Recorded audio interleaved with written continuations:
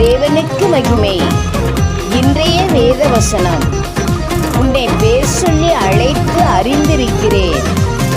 யாத்திரையாகமம் 33:12. ஆண்டவருக்கு மகிமை உண்டாகட்டும். ஆமென். எலியாவின் தேவனே, அவர் இறங்கிடும் நேரமே.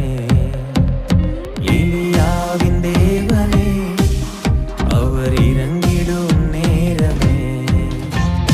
அசைவாடும் அனலாக்கும் எங்கள் அக்கினி ஜுவாலையே.